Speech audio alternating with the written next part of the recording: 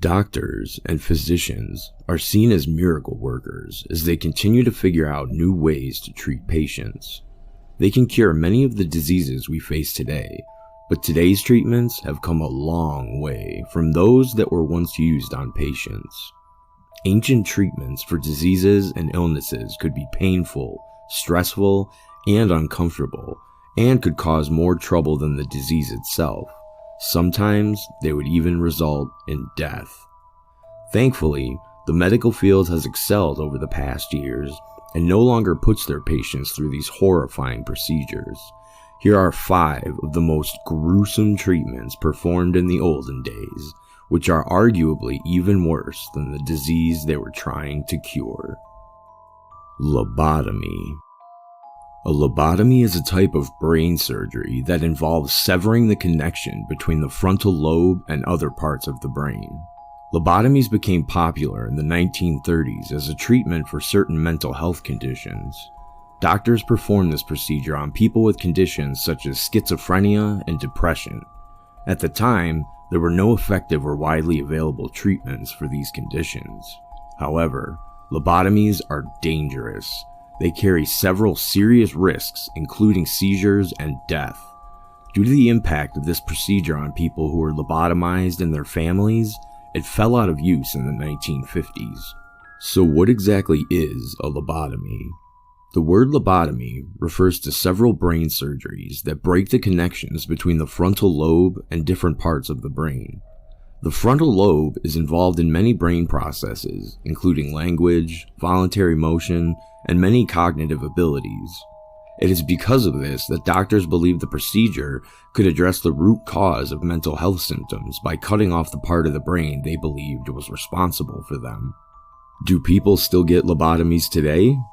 According to a 2017 research, lobotomies are rare today. Although the techniques have advanced and improved, most doctors consider the surgery obsolete. However, lobotomies are still legal in some places. A 2019 study reports that after lobotomies became unpopular, most states enacted laws to regulate the use of surgery for mental illness.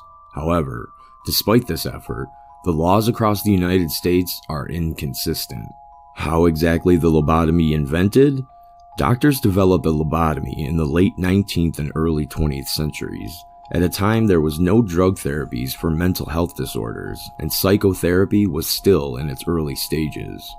As there were no standardized or effective treatments, people with severe symptoms often lived in psychiatric hospitals and asylums. In Europe, many of these facilities were overcrowded, which led doctors to look for a solution. The inception of lobotomies dates back to 1891, when the Swiss psychiatrist Gottlieb Burckhardt performed surgery on several people with severe schizophrenia. He removed parts of their brains and noted that after the procedure, those people were quieter. Burckhardt intended for this treatment to be palliative. It was not a cure. Instead, it was the last resort for people whose conditions did not respond to other treatments. At the time, the medical community rejected this idea. However, in the 1930s, some doctors revived the idea. The Portuguese neurologist Antonio Egas Moniz collaborated with his colleague Almeida Lima to develop the lusotomy. The two began promoting the procedure across Europe, despite a lack of convincing evidence that it was beneficial. In some cases, people's symptoms did seem to ease as a result of the procedure, and some were able to return to work. However, the effects varied. One of the criticisms of the procedure was that it was for the benefit of those looking after the lobotomy recipients rather than for the people themselves, by making them easier to manage. Trephination. Trephination, also known as trepanation, or burr-holing, is one of the oldest surgical procedures known to humanity and refers to a surgical procedure in which a circular piece of bone is drilled and excised, most commonly from the human skull. While the term trephination typically refers to the creation of a hole in the skull, there are other uses of trephination, such as in the fingernail or toenail. Trephination of the skull can be performed while the person is living or dead, i.e. post-mortem. It has been performed in many areas of the world and throughout history, spanning from Mesolithic, i.e. prehistoric, to modern times. Today, there are 4 techniques that can be used for trephination. Drilling using a trephine, i.e. surgical instrument with a cylindrical blade, or drill, scraping using an abrasive instrument, cutting using an incisive instrument, or boring and cutting using a drill and an incisive instrument. Throughout history, trephination has been a medical technique used to relieve intracranial pressure and headaches. In the 5th century BCE, physicians practicing under the guidance of Hippocrates believed that stagnant blood, like stagnant water, could decay and turn into pus, i.e. liquid produced in infected tissue. For that reason, trephining allowed blood to flow before it spoiled. This eventually fell out of practice due to a low survival rate and infection. At the end of the 19th century, physicians learned about the importance of modern antisepsis and infection prophylaxis and understood the importance of intracerebral pressure in head injury. This allowed trephination to return as a surgical therapy for the treatment and management of head trauma, including fractured skulls, head wounds, intracranial hemorrhage, intracranial disorders, chronic headache, brain tumors, and other painful skull disorders. Trephining is no longer used for therapeutic purposes in itself, but is typically used for exploratory diagnosis, relieving intracranial pressure due to epidural or subdural hematoma, debriding a penetrating head wound, and gaining access to the brain. While trephination mainly refers to the process of creating a hole in the human skull, the process of creating a hole in the fingernail or toenail is also referred to as trephination. Trephination of the nail is used as a procedure for subungual hematomas, i.e. blood under the nail. Subungual hematomas can occur from trauma, such as crushing one's finger in a door or stubbing one's toe. Typically, an electric cautery tool is used to melt a hole through the nail and drain the blood from under the nail. Clinicians may also choose to use a needle and rotate it back and forth with slight downward pressure until dark blood is noted, being careful not to damage the nail bed. Bloodletting. Several thousand years ago, whether you were an Egyptian with migraines or a feverish Greek, chances are your doctor would try one first-line treatment before all others: bloodletting. The doctor would open a vein with a lancet or sharpened piece of wood, causing blood to flow out into a waiting receptacle. If you got lucky, leeches might perform this gruesome task in place of crude instruments. Considered one of medicine's oldest practices, bloodletting is thought to have originated in ancient Egypt. It then spread to Greece, where physicians such as Erasistratus, who lived in the 3rd century BC, believed that all illnesses stemmed from an overabundance of blood or plethora. In the 2nd century AD, the influential Galen of Pergamum expanded on Hippocrates' earlier theory that good health required a perfect balance of the 4 humors: blood, phlegm, yellow bile, and black bile. His writings and teachings made bloodletting a common technique throughout the Roman Empire. Before long, it flourished in India and the Arab world as well. With this in mind, patients with a fever or other ailment were often diagnosed with an overabundance of blood. To restore bodily harmony, their doctor would simply cut open a vein and drain some of their vital fluids into a receptacle. In some cases, leeches were even used to suck the blood directly from the skin. While it could easily result in accidental death from blood loss, phlebotomy endured as a common medical practice well into the 19th century. Medieval doctors prescribed blood draining as a treatment for everything from a sore throat to the plague, and some barbers listed it as a service along with haircuts and shaves. Marie Antoinette seemed to particularly benefit from the treatment during her pregnancy, but America's first president, George Washington, was not quite so lucky. On December 13, 1799, George Washington awoke with a bad sore throat and began to decline rapidly. A proponent of bloodletting, he asked to be bled the next day, and physicians drained an estimated 5 to 7 pints in less than 16 hours. Despite their best efforts, Washington died on December 14th, leading to speculation that excessive blood loss contributed to his demise.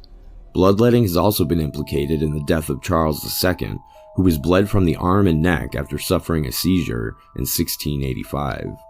The practice finally fell out of vogue after new research showed that it might be doing more harm than good, but leeching and controlled bloodletting are still used today as treatments for certain rare illnesses.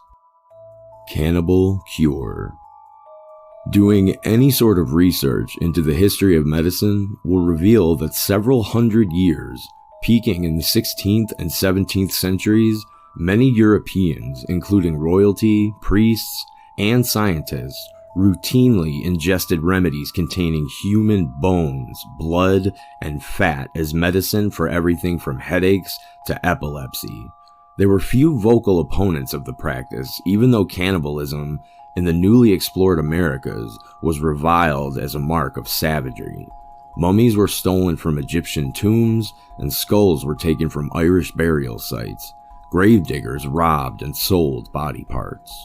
The question was not, should you eat human flesh, but what sort of flesh should you eat? The answer, at first, was Egyptian mummy, which was crumbled into tinctures to stanch internal bleeding, but other parts of the body soon followed. Skull was one common ingredient, taken in powder form to cure head ailments. Thomas Willis, a 17th century pioneer of brain science, brewed a drink for apoplexy or bleeding that mingled powdered human skull and chocolate, and King Charles II of England sipped the King's Drops, his personal tincture containing human skull and alcohol. Even the toupee of moss that grew over a buried skull, called usnea, became a prized additive, its powder believed to cure nosebleeds and possibly epilepsy. Human fat was used to treat the outside of the body. German doctors, for instance, prescribed bandages soaked in it for wounds, and rubbing fat into the skin was considered a remedy for gout. Blood was procured as fresh as possible, while it was still thought to contain the vitality of the body. This requirement made it challenging to acquire.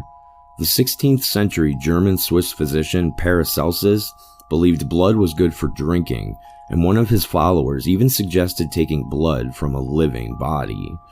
While that doesn't seem to have been common practice, the poor, who couldn't always afford the processed compounds sold in apothecaries, would gain the benefits of cannibal medicine by standing by at executions, paying a small amount for a cup of the still warm blood of the condemned. Consuming human remains fit with the leading medical theories of the day. It emerged from homeopathic ideas of like cures like, so you eat ground up skull for pains in the head, or you drink blood for diseases of the blood.